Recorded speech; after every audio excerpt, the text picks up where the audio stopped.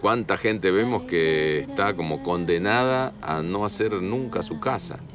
O a vivir en una jaula de cantonera y resulta que simplemente acarreando un poco de barro, un poco de paja, un poco de bosta de caballo y pueden hacer una casita tibia y bonita además, porque con tierra se puede hacer una casa muy bonita, donde va a haber menos reuma, menos problemas bronquiales, se van a sentir más abrigados, van a gastar menos leña, una cantidad enorme de beneficios. Pienso que hay como una especie de memoria genética de construir el refugio, el lugar donde, bueno, se guarece la familia, digamos. Una familia podría hacerse una casa. Una familia debería hacerse la casa.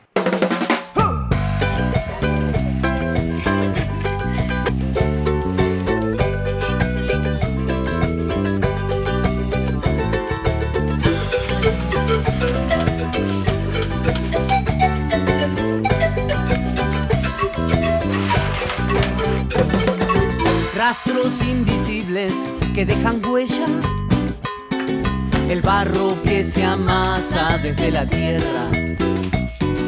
La casa parecía la del hornero, el pensamiento vuela por los senderos. Hay cosas que nunca mueren y van, aquellas que siempre vuelven y van a verte otra vez.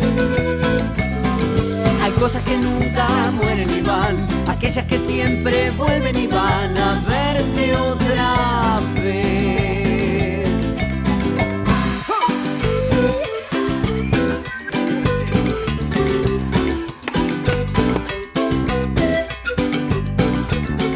Las manos se entremezclan, trabajo y juego, recuerdan las canciones de los abuelos, respiran las paredes que te cobijan, te cuentan que antes fueron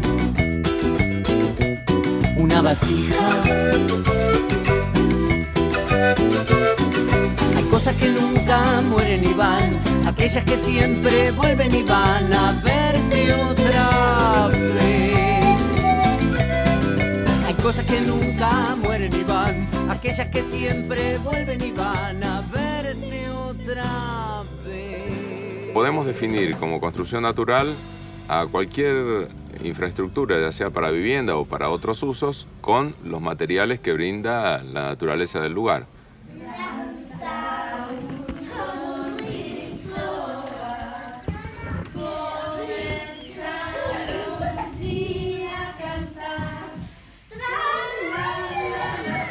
Está totalmente hecha con tierra.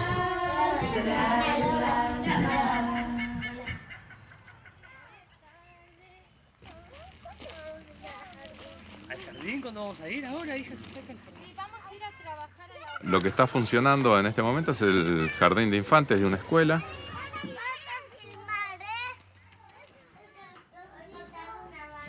Organizamos un taller con los alumnos de la escuela, los padres y los docentes. Se tiró una lluvia de ideas y entre los grupos había una gran coincidencia con la construcción de algo redondeado. Y bueno, y con un arquitecto que sus chicos vienen acá a la escuela, se terminó, digamos, de elaborar ese proyecto. Se presentó, todos quedaron de acuerdo, todos se sintieron de alguna manera dueños de parte de ese proyecto y se avanzó con eso.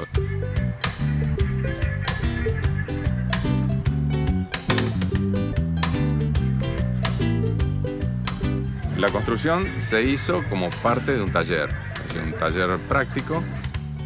Yo estuve junto con otras personas, digamos, como capacitador. Y bueno, por supuesto que pude aprender un montón de cosas en ese taller.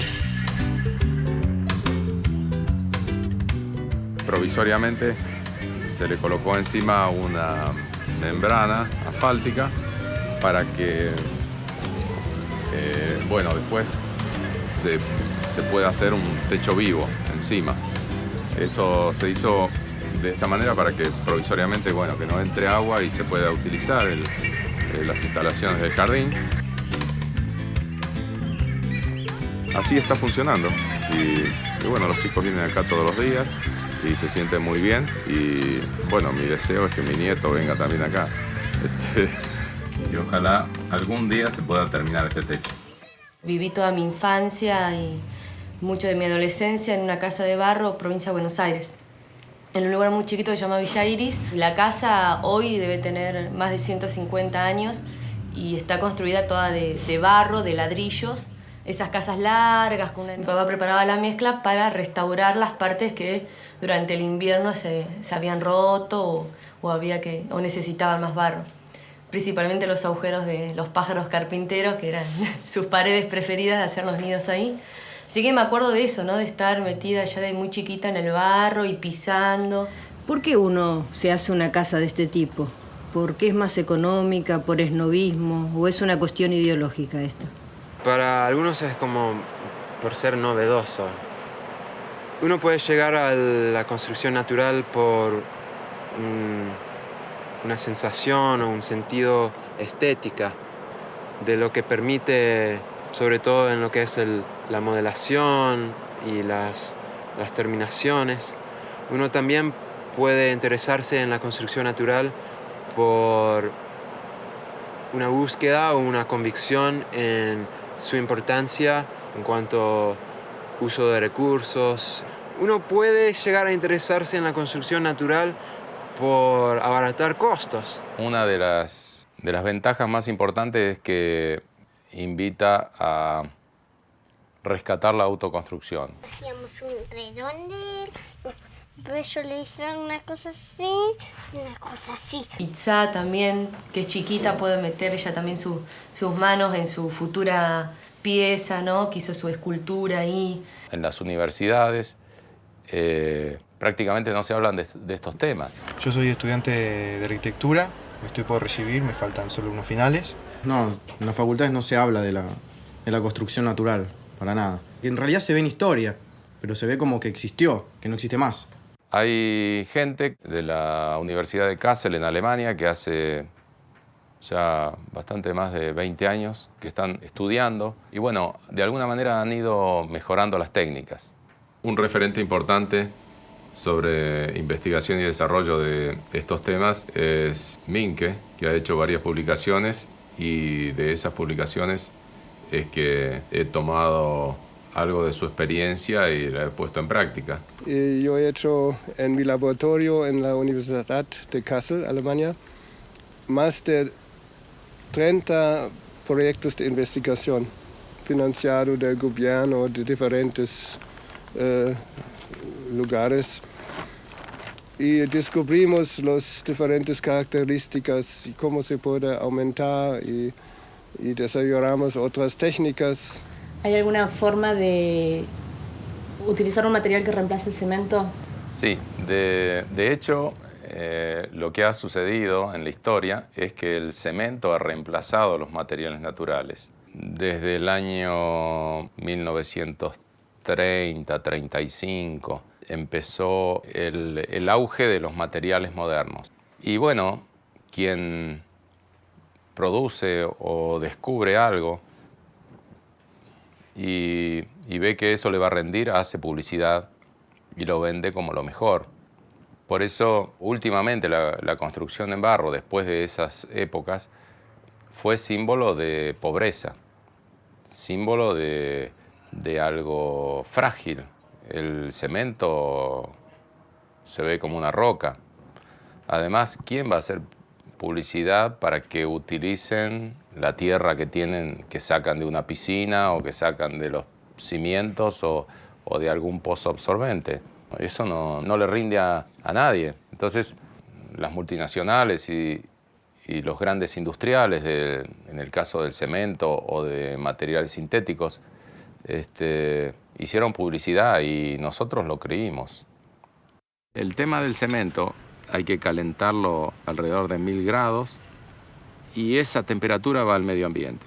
Además, la cantidad de combustible que se consume para producir esa energía, ese calor, para calentar. La gran polución que produce en la zona, la cantidad de rutas que hay que arreglar con los camiones que transportan, la cantidad de acero que hay que producir para fabricar esos camiones, la cantidad de papel que se utiliza es infernal en las bolsas, lo que producen en el paisaje con la borrada de montañas y tanto el desastre que produce que por eso tratamos de evitar el uso de eso. Además, para construir una vivienda de tierra estamos utilizando el material que tenemos al alcance de la mano. Hasta la próxima cementera hay como 1000 kilómetros.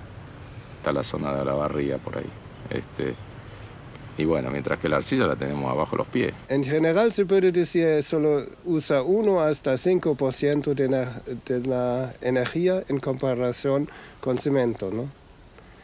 Y es una ventaja, claro. Otra es vivir en una casa de barro, es más saludable, más sano, porque equilibra la humedad del interior, la humedad del aire. En mi caso, por ejemplo, todo el año yo tengo casi 50% de humedad. En invierno y en verano solo cambia hasta 10%. La casa de barro tiene más inercia térmica, o sea que conserva más el calor. En invierno el frío no pasa tampoco. Digamos, como que es bastante acogedor. Yo me acuerdo de vivir en esa casa de barro de chiquita y con solo una estufa a leña chica y que realmente los espacios estaban calentitos, ¿no?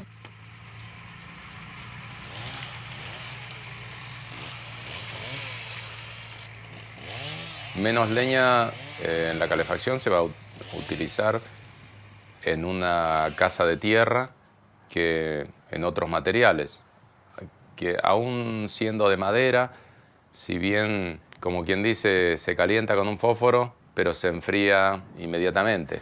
Térmica, no hay chifletes.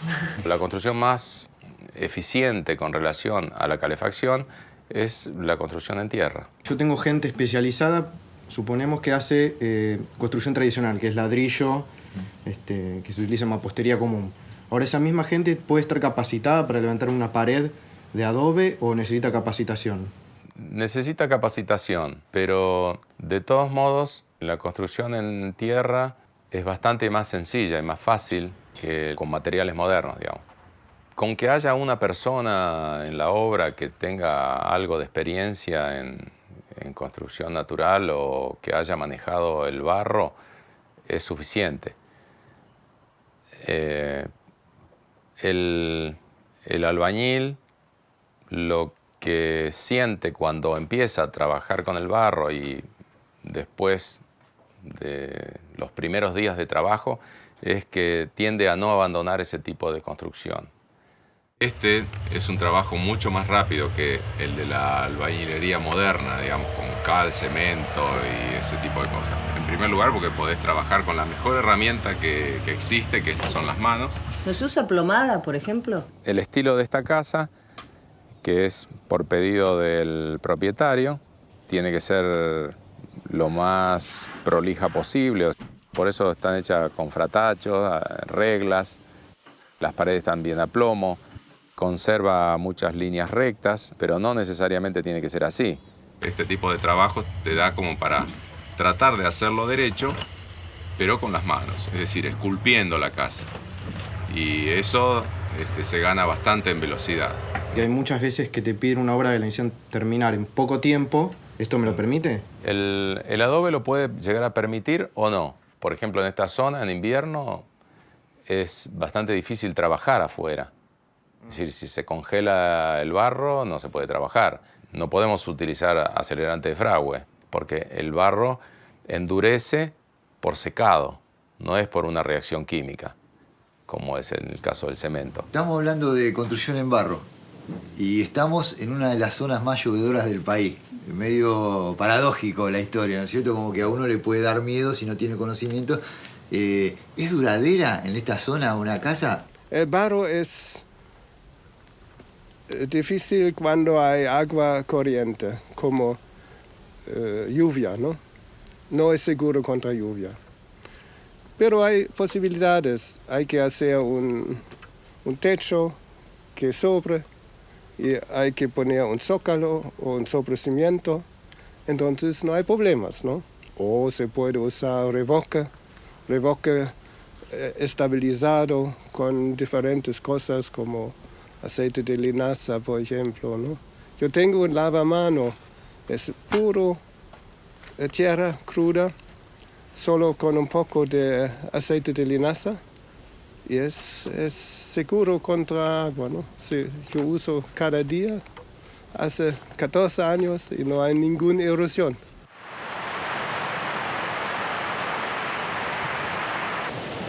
Yo vivo en la costa del río. Si hago una casa de este tipo, de estas características, ¿qué peligro tengo en el momento que hay inundaciones o crecidas? A nosotros, en una ocasión, una construcción se nos inundó por 4 días. En la base podemos notar dónde la inundación, dónde corrió el agua y fue lavando todo esto. Y el agua estaba más o menos hasta esta altura, ¿sí? Estuvo durante varios días. Una casa que está hecha con cemento, cal o con materiales modernos no es ninguna garantía que no haya vinchucas. El asunto es no darle posibilidad de refugiarse esos insectos. Siempre que en las paredes haya grietas profundas o agujeros donde pueda albergarse los insectos, lógicamente que ahí puede haber insectos, pero eso no tiene nada que ver con el material con que esté hecho. Puede ser una pared de cualquier otro material y lógicamente que puede albergar insectos. Pero eso se soluciona fácil con un revoque tapando esas grietas, suficiente. También estos insectos se pueden refugiar en techos de paja o de ramas, pero haciendo un cielo raso de cañas o de varas más o menos derechas y revocado de la parte interior, se soluciona totalmente ese problema. Vos dijiste que en zona sísmica había que usar encadenados, cimientos y bueno, no sé qué otras cuestiones. Sí. Si es una zona con alto riesgo, digamos, también hicimos ¿sirve? Una prueba en escala 1:1 sobre una mesa vibradora en Lima, en la Universidad Católica de Lima, una bóveda de adobe, 4 por 4 metros, y con la simulación de un sismo muy, muy fuerte, lo más fuerte que había en Perú. Y la bóveda, con 30 minutos, no, disculpe, 30 segundos, 30 segundos y con una aceleración hasta 0.8 G y con movimiento de 8 centímetros, ¿no? Así. Esta fue así, pero no cayó. En el caso de que vos quieras hacer una casa, digamos, de un par de plantas, ¿también tenés la posibilidad de armarla con este tipo de materiales? Sí, por supuesto que sí. Hay casas de más de 300 años en Francia y en otras partes de Europa y tienen 5 o 6 pisos de alto y construidas totalmente en tierra.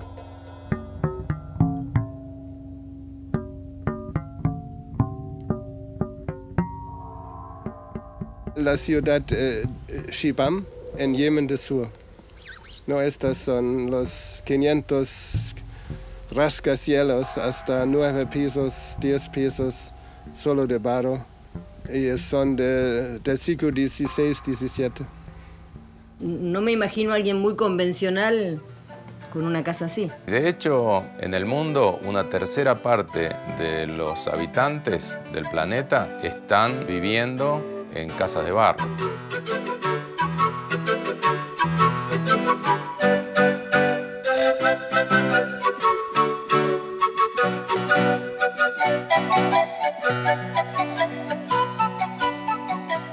en la lista del Patrimonio Mundial de la UNESCO, más de 50% de los edificios son de barro.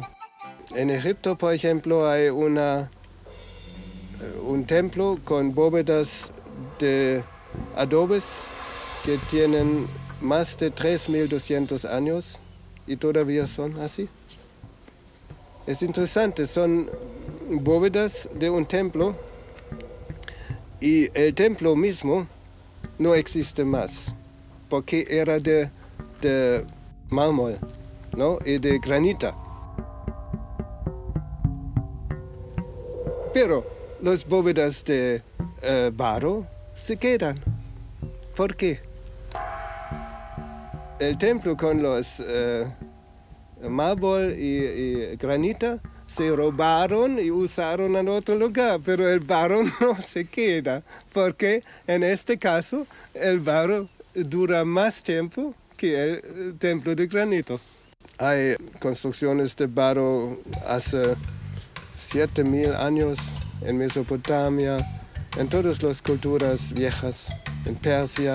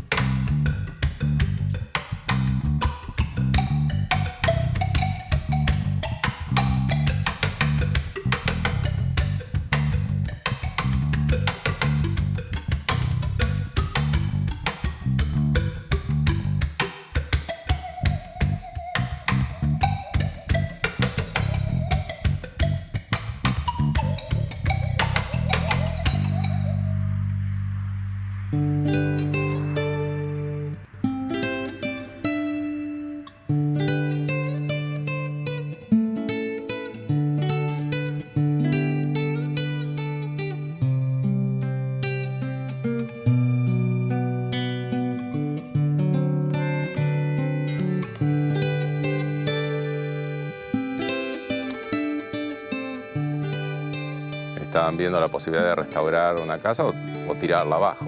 Entonces vine, la miré y realmente vi que se podía restaurar.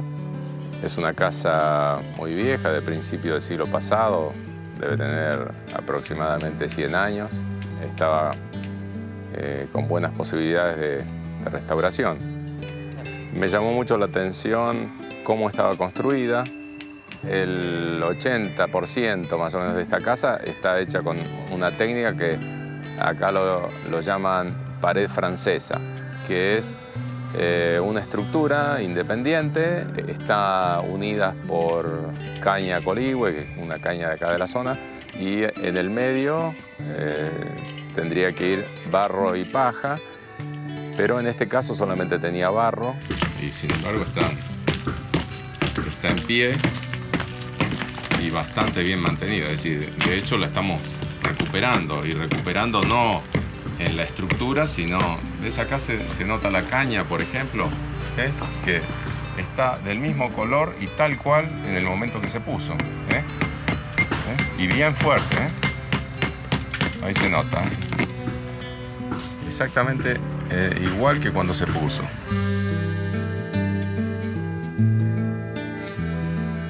Es interesante ver cómo estas vigas son achueladas, digamos, es el tronco con una herramienta que se llama achuela, todo canteado a mano. Y estos también son tablas cepilladas y seguramente, ven acá se nota cómo están cortadas a sierra, digamos, a sierra de mano. Algunos postes que estaban totalmente podridos en la base, entonces lo que hicimos fue sacar toda esa parte podrida y reemplazarla por algún pilar de piedra, los revoques que quedaban, los que no estaban caídos o los que estaban a punto de caerse, sacarlos todos y reemplazarlos por revoques nuevos. El revoque fino tiene más o menos 5 milímetros de espesor, con arena mucho más fina, y Bueno, después esto ya está pintado, está totalmente pintado la cal, porque justamente la cal es un material poroso, que entonces conserva las propiedades de la pared de tierra, que se diferencian con las paredes de cemento, justamente por eso, porque respiran.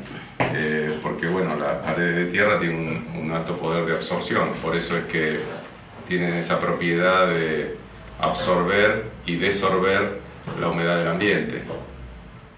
Está muy bonito. Sí. Lógicamente que la restauración se hizo empleando técnicas modernas, agregándole arena y fibra. Y parece mentira que haya sido un material que formaba parte de una pared de alrededor de 100 años. Y apenas hace media hora que lo sacamos de ahí y ya casi podríamos decir que está listo para usar de nuevo. Por eso decimos que en las obras de construcción natural no existen los escombros. Se reutiliza todo. Simplemente le agregamos un poco de arcilla, agua, paja o alguna fibra, pasto, y lo volvemos a utilizar.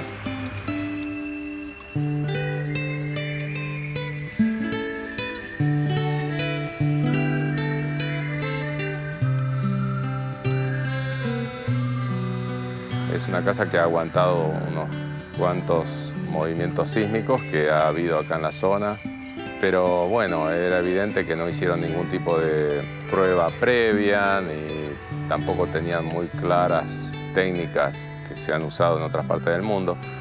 Sin embargo, podríamos decir que se encontraba en muy buen estado.